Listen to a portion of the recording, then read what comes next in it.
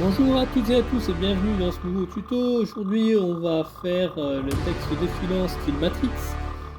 On va le réaliser Switching Pro 16 mais aussi Switching Express 16. Allez, c'est parti.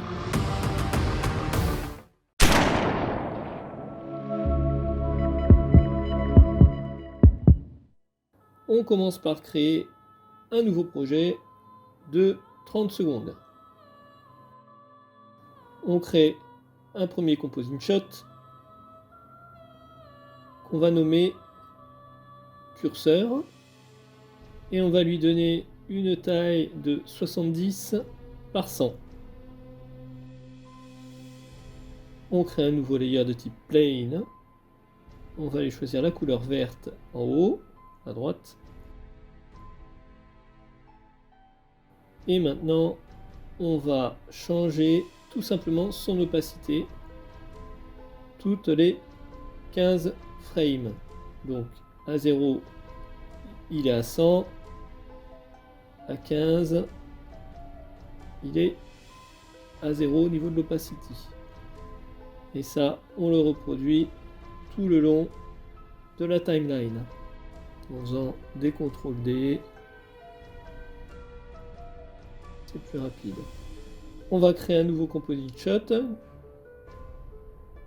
qu'on va nommer texte défilant.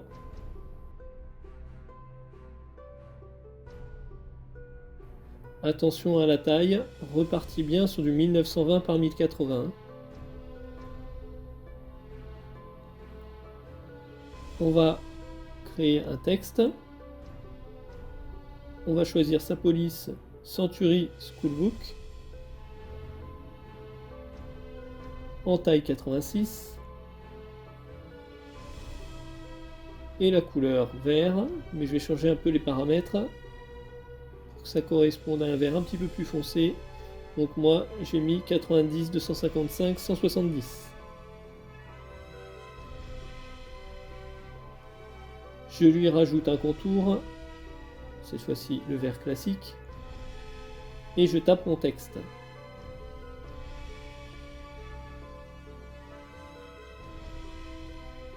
Par exemple, texte de défilant de type Matrix.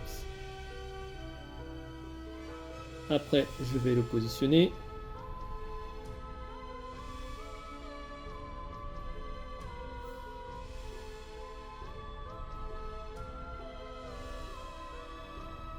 Une fois que c'est fait, je vais lui appliquer l'effet Typewriter.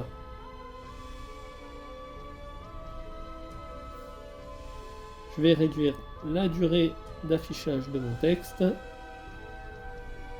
à 5 secondes à peu près. Et vous voyez qu'il apparaît déjà et qu'il ne va pas jusqu'à la fin de l'affichage de ma timeline là, spécifique à mon new text. Tout simplement parce que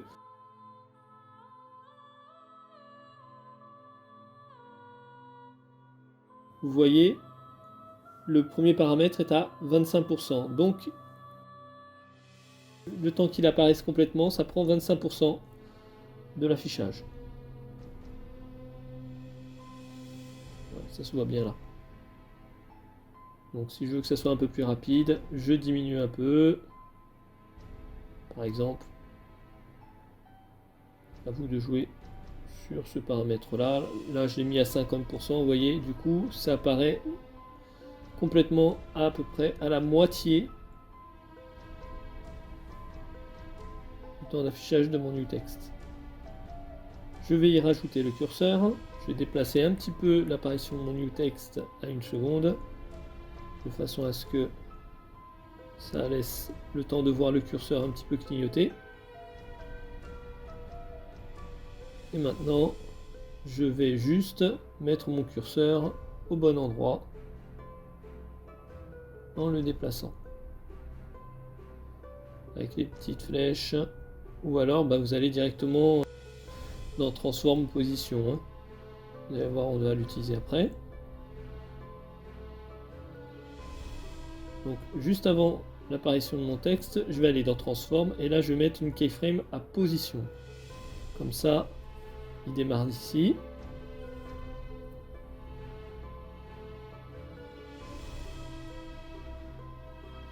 je vais faire apparaître tout mon texte jusqu'à la fin. Et maintenant, je vais redécaler mon curseur pour qu'il soit juste à la fin.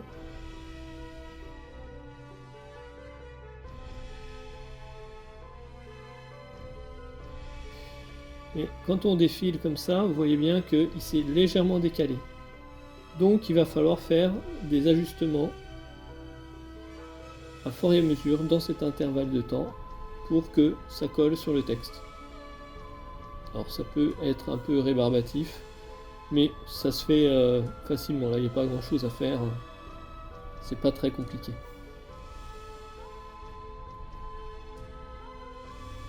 On remet à peu près là où on veut que ça soit.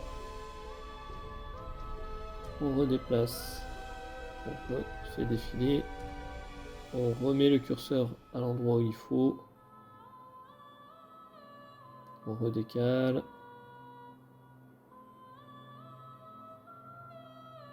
Ça va pas être trop mal là.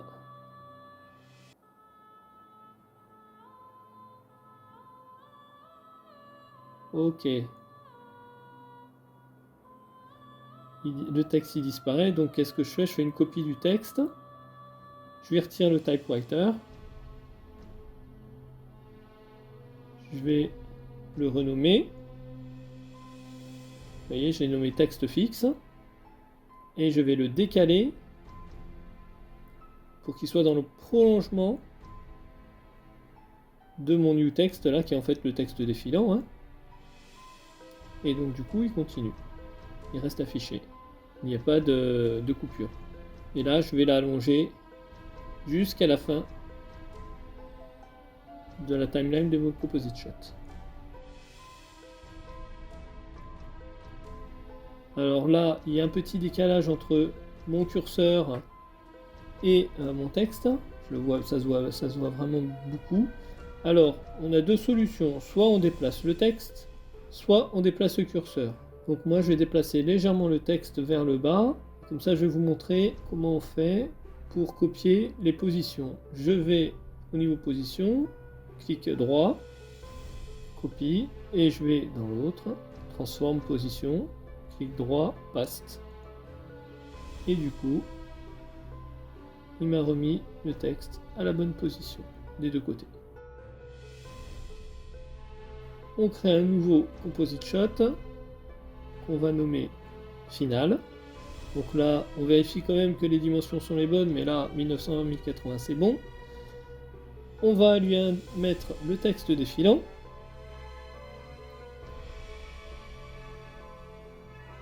On va faire un CTRL-D, donc un duplicate. On va le renommer. Et à la fin, on va lui rajouter reverse, parce qu'on va faire l'inverse. On va lui appliquer l'effet reverse, justement. Time reverse. Ce qui fait qu'il va inverser complètement l'affichage par rapport au temps.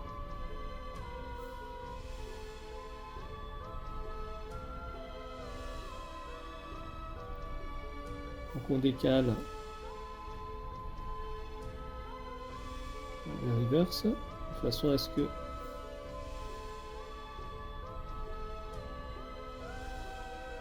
pour mieux voir, c'est sûr, il faut effacer l'autre. Il faut faire en sorte qu'il ne faut pas l'effacer, il faut le rendre invisible en cliquant sur l'œil.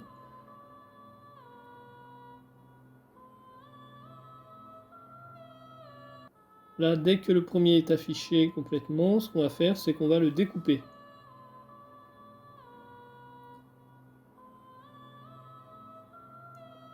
Et on va supprimer la suite. Comme ça, déjà, ça sera plus propre. Le deuxième, sur le deuxième, on va le décaler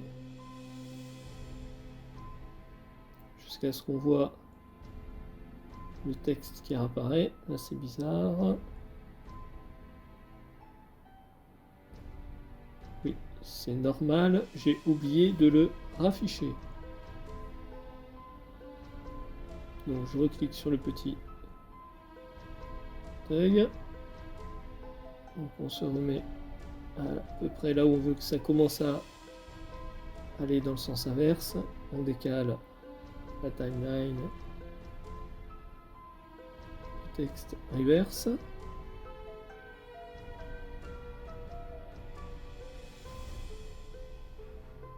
On se met à la fin du texte défilant et là on va aller dans Transform. L'opacité, on va la mettre à 100. On décale d'une keyframe et on met l'opacité à 0. Comme ça, ce qui est avant n'est pas visible et ce qui est après prendra la suite. À partir de là, il faut quand même rajouter le curseur parce que le curseur disparaît une fois que les deux textes ont disparu.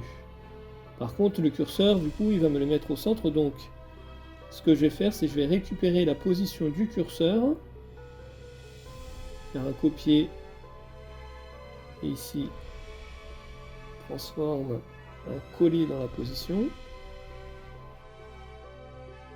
Déjà, il faut supprimer les keyframes qui ont été copiés automatiquement. Bon, c'est pas la bonne position, effectivement, j'étais pas au bon endroit quand j'ai fait la duplication.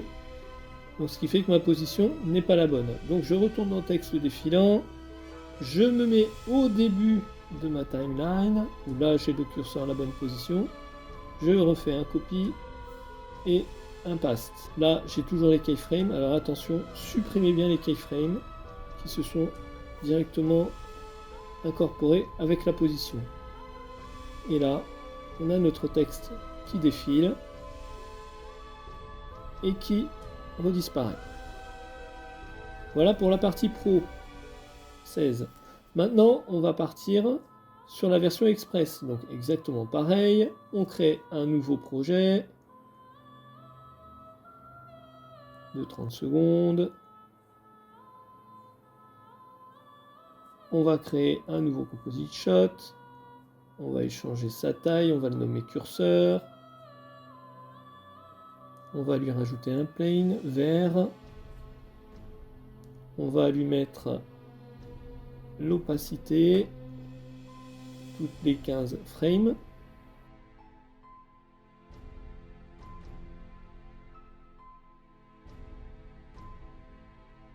Voilà, c'est fait. Maintenant, on va créer un nouveau composite shot. Donc là, c'est le texte défilant, comme tout à l'heure. Pour le moment, rien ne change. Attention à la taille, toujours pareil, comme tout à l'heure. 1920, 1080, n'oubliez pas de le remettre. Sinon, il va rester en 70-100, donc ça sera plutôt embêtant.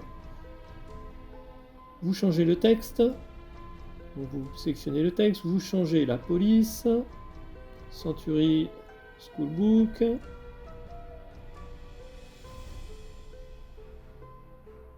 Vous lui mettez la taille en 86, la couleur, comme tout à l'heure, on la change, 90, 255, 170.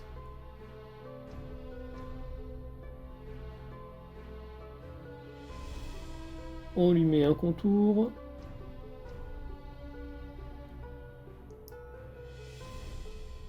Et on tape son texte.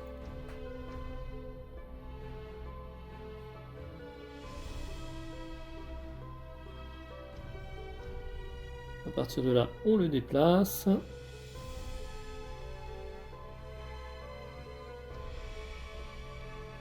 On intègre le curseur. On déplace le curseur à la bonne position.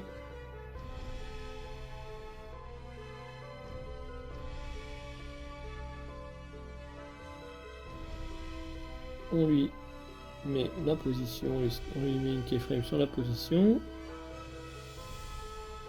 Et maintenant, on va créer un masque.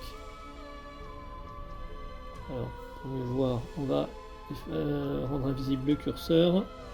On crée le masque.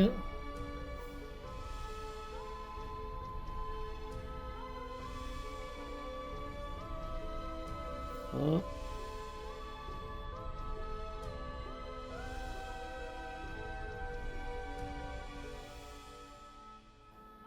Là, je me mets à 2 secondes. Je mets une keyframe de la position. Je me remets au tout début de ma timeline. Je déplace mon masque que je mets complètement à gauche. Voilà.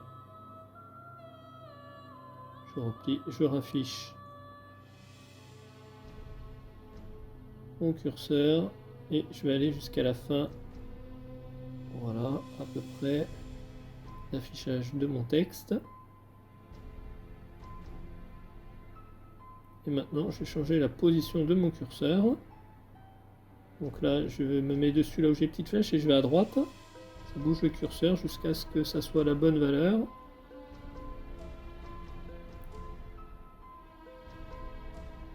Et voilà. Voilà le résultat. Donc déjà, on a un texte défilant. Maintenant, on va recréer, comme tout à l'heure, un nouveau composite shot. On va nommer final. Là, les paramètres sont les bons au niveau de la taille. Donc, pas de souci. On met le texte. On le duplique.